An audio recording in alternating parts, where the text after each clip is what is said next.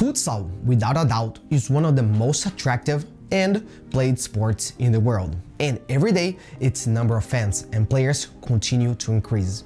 For this reason, in this video, we'll show you some curiosities about the game that you may not know about. I'll even tell you about a different sport similar to futsal that you may never heard of. Let's check it out.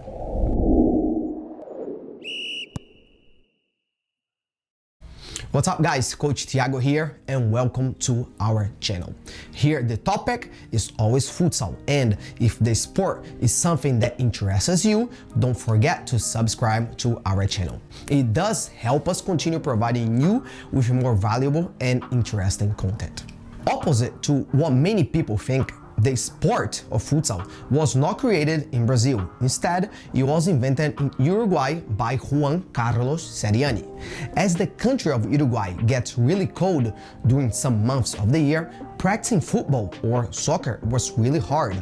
And as Juan Carlos Seriani saw the need to keep training his players longer, keep them in shape throughout the season, he decided to start training his team in indoor facilities, starting then what we know as futsal. To know more about the full history, you can check out our video about the history of futsal and learn everything about its origin. You can check out the description below. The game of futsal is well known for its high speed and pace, which is one of the main reasons why most schools and clubs around the world encourage parents of players younger than 11 or 12 years old to prioritize the sport of futsal over regular football. In many cases, players start training futsal at 4 or 5 years old, having then a strong base and roots once they reach 11 and 12 years old. The futsal school or training methodology that might be the most popular and well known for its success in player development through futsal is Santos FC, a Brazilian football club which plays in the Brazilian National League and has developed none other than the King Pelé. Most recently, Santos FC was showcased around the world for its new project, the young Brazilian Cauê Basile, who is the youngest player to ever sign a contract with Nike. He did it only at the age of 8. He arrived at Santos when he was 6 years old after his brother was selected to play for the Santos U15 team. Since then, he's been playing for the Santos Youth Academy. Nike has also already sponsored several Brazilian wonder kids, such as PSG star Neymar, who was signed at just 13 years old, and Real Madrid's winger Rodrigo at 11 years old. Rodrigo, who at the time of signing was the youngest athlete to be sponsored by Nike. The sport is governed by FIFA, which provides rules and regulations for the game around the world. FIFA is also the one to organize the Futsal World Cup. However, the institution has not yet, now in 2022, recognized futsal as an Olympic sport. There are few speculations as to why the sport is not in the Olympics, but nothing has ever been confirmed by FIFA. If you want to know more about the reasons why futsal, as one of the most played sports in the world, is not yet in the Olympics, you can watch our other video explaining this by clicking somewhere on the screen or by checking out this video description. The game of futsal does not have offsides, which requires players to better understand how to utilize space and time. However, that's not always been the case. When the sport was created, it did include offsides, just like in regular football. Only at the end of the 1980s and the beginning of 1990s that the offside rule was discontinued. Another interesting thought about futsal that a lot of players have is that the sport will mainly develop technical skills, which is true at certain ages, especially as young as the players are. However, the game would develop very important tactical skills that are very unlikely to be developed only in football or soccer. In the description of this video, you will find a link to watch our video series 2 about how futsal develop individual tactics and how a player can highly benefit from the sport. With a limited space to play, futsal players have to constantly work on their cognitive skills and decision making, trying to solve situations in milliseconds. Plus, it's very hard to dribble multiple opponents and even harder to score goals alone.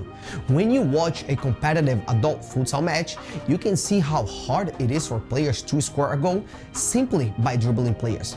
A lot of goals scored in the game are generated through a team combinations of passes and movements. Thus, the well-known futsal phrase a lot of coaches use, pass and move.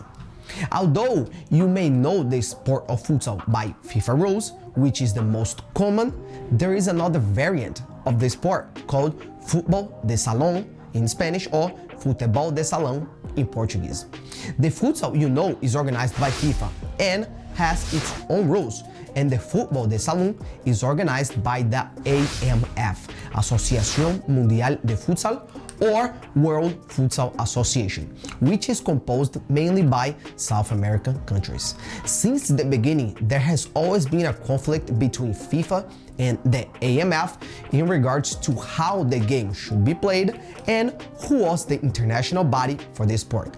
AMF argues that the well-known futsal dictated by FIFA is not the correct or the original form of the sport, but as FIFA has always been more powerful as it governs the regular football, its version was the one who most players have been playing around the world and the one you may know. Both sports are basically the same. However, there are certain differences that make each sport interesting. In both sports, futsal by FIFA and Futbol de Salon by AMF, there are no limits of substitutions.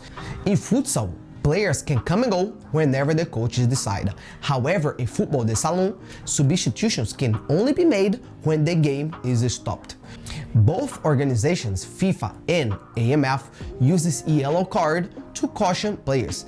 The difference comes with the red cards, which in futsal, a player who receives a red card can only be replaced after 2 minutes, regardless of the score.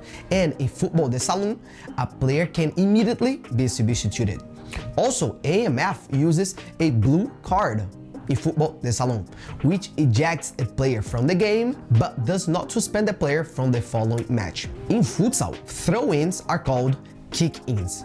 The ball has to be stopped and the player has to kick the ball back in order to play. While in Futbol de Salon by AMF, throw-ins are called throw-ins. There's no difference than in football. It's the same. Player has to use their hands to put the ball back in the game. There are other small differences, but these are the major ones you should know about. I hope you have enjoyed this video and learned a bit more about the sport. Don't forget to give us a like below, to subscribe to the channel, and to hit the notification bell. Let me know in the comments or directly message us if you have any additional questions or would like to know more about a different subject. We'll talk later.